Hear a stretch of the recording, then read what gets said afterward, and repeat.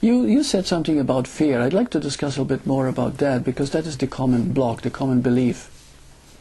Can you tell me more about when you said right away fear? What made you say it? Fear keeps you from living your truth. Absolutely. Yes. And absolutely. Fear keeps you blocked. Mm-hmm. Keeps you from going forward. That's right. And fear comes in many ways. Fear of ridicule, fear of being wrong, fear of talking to strangers, fear of going to hell. Yes. For one thing, I know a lot of people who fear of going to hell because they go away from an orthodox belief. Yeah. So fear is one thing that really is I think very paramount in keeping people from proceeding along a path of light. Right. Now the best way to move from fear is to realize that fear is a belief. Okay, that's the first step. And then the next step would be to really look at that belief. How real is it? I love Byron Katie when she says, how true is this? How real is this? She has the 4 questions. You see? And to really see how true is it? It's conditioning. It's something that we've acquired, never questioned, and became a part of us. And remember that anything that you do not question becomes part of your subconscious. Anything that becomes part of your subconscious, then it's fixed, it's frozen inside you as reality. To you it's reality. Just like many religious people, there are many zealots, there are many fanatics. You see? Just like the guy who in 7-Eleven, was it 7-Eleven? No, that's not it, that's a store. 9/11, yeah. So, yeah, 9/11. They committed suicide. They just took the plane, they sabotaged the plane and went through a building, you see? Now, what makes a person such a fanatic? And they really believe that this is a holy war. Yeah. And if I do this, I'm going to go to Allah's heaven. You see? The beliefs that we create. What chances do these people have that have conditioning since childhood to become the awareness?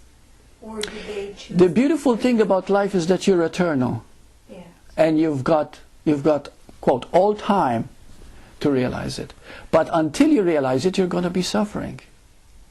Creating wars, strife, hate, separation, so much pain, unnecessary pain, until you wake up. So it might take you many lifetimes. It might take you... You're an eternal being, but why not wake up now? You know? Hell is not something you're going to. Hell is now. You know? Hell is now when you live in fear.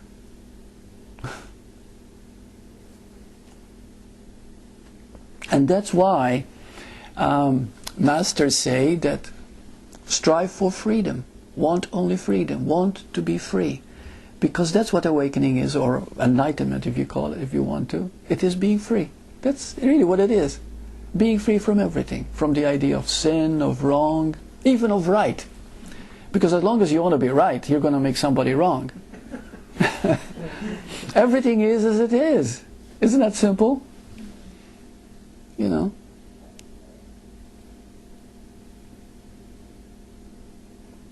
Yeah. So maybe it's just relaxing enough to put a little crack in the shell. Yes. That fear-based shell that keeps you away from the edge. Yeah. Because once you look over the edge and you can see that, you know, yeah, it's not just a black abyss. It's yeah. That's right. It's not a black abyss at all. It's light. See, this is the... We can go into that. Now, is fear... And fear, we know it as an obstacle, right? Wrong. Fear can lead us to truth. You see? If we learn to accept it, if we look at it. Fear is there because we don't want something. But why don't we want it? Because we want something better. But every time you want something better, you are saying, I am not that. and you are denying yourself. So when you look at a fear and you accept the fear, you automatically begin to change. See, I had a woman who had a very poor self-image, and she had this incredible fear from conditioning.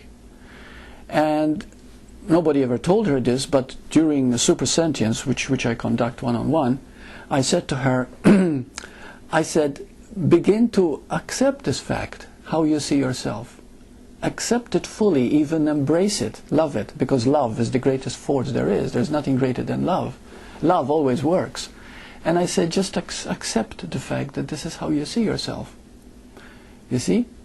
And the moment she began to say, yeah, you know, I accept it. I accept it in the sense that it wasn't easy, of course, but you have to remember that she was fully relaxed and she's hearing my words. And when you are in the alpha brainwave level, do you understand what that means? Okay, you're totally accepting, totally open to everything. So it's very easy to forgive when you are in that open state of relaxation. So I said, no, you just accept this state. And then visualize yourself being strong, you see? And I saw a change, a great, great change. The moment you start accepting yourself, which is self-forgiveness, you begin to awaken the love that is dormant in you. Because the greatest love, and I repeat, is not loving someone or someone loving you. The greatest love is loving your own unlovingness. Do you understand that? So when you have fear, and you still accept the fact that fear is there because I am right now unaware. I am right now not aware of what truly is.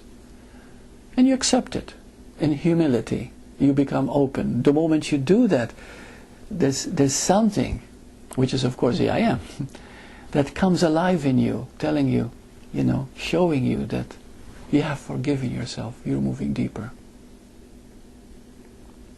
Whenever I used to have any fear, whatever it comes to me, immediately I surrender it. And I call it Bhagavan. And it shifts, immediately shifts.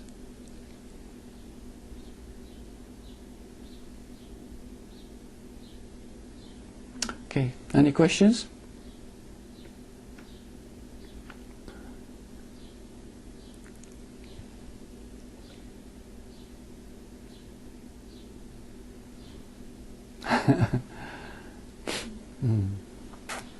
Is fear always about just not accepting Yes, who we are? that's right. It's just we always want to be or do something different or better or worse. Very Something. good. Oh, that put very simply. That's it. That's it.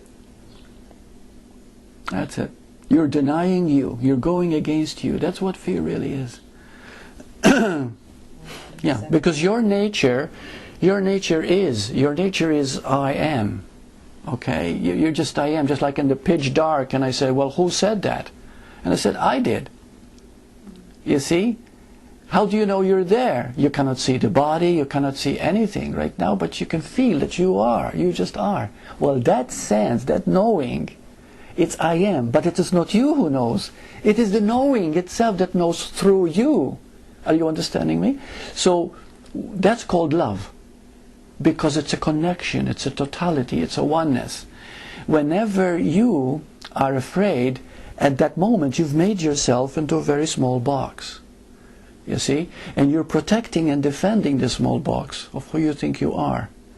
And so you are denying the love, the wholeness that you actually are. You see? Now